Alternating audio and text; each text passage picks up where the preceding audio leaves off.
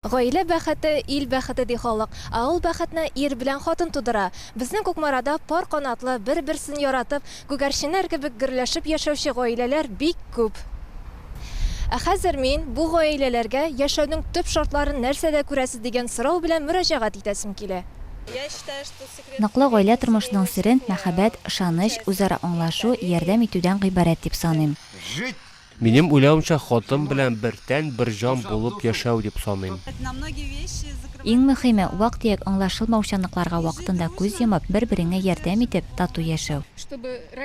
Әти-әниләр, балалар бердәм булып, бер-берсен хөрмәт итеп яшәсәләр, ул вакытта гаилә нык булачак. Никахлашу ул тормыштагы шундый вакыйга, без аны озак еллар саклыйбыз. Никахны теркәү тормышта яңа чор башлану белән тиң. Шуңа күрә яшь парларның үзләренең имзаларын истәлекле көндә беркетү теләге аңлашыла. Кукмара никахлашу сараеның тантаналар залында бу көнне бер юлы 4 пар никахларын рәсмиләштерергә булдылар.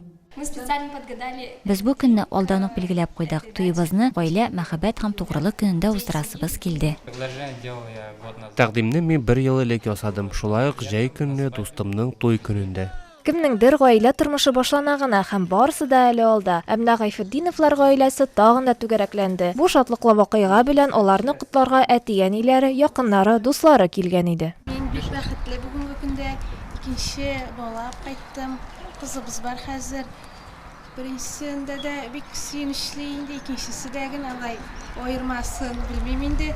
Озын гаилә тормышы һәм тормыш тәҗрибәсе инде артта калган. Быел никахта яшәгән ирле-хатынлы Галәветдиновлар гаиләсе 63нчы еллыгын билгеләп үтә. Аларның күзләрендә гаилә учагы һәм бер-береңә назлы мәхәббәт шатлыгы һаман яна. Амбар алдында эшләрендә таныштык. Аның белән 4 ел жүрдек. 59 елның декабрендә мине бу шушы йортка алып төште. Минем улан опалары, монда абыйлар бар, күршедә тегендә опалары бар. 30 ел тордым, әни белән әлхәмдулилlah шугы бер тавышка килмәдек. Яраткан кешең белән танышкан вакытларыңны искә төшерү өчен һәм туганнарыңны тагын бер кат кочар өчен менә дигән сәбәп. Бәйрәмнең төп символы ромашка. Бүген ул бөтен җирдә диярлек. Чәчәкнең күп сандагы таҗлары, наз һәм ихтирам аша озак еллар үткән гаҗәеп гаилә тарихлары кебек. Руслан Мөбәрәкшин, Адилә Шакирова, Марат Сабирҗанов, Азат Нигъмәтуллин, Татарстан яңалыклары.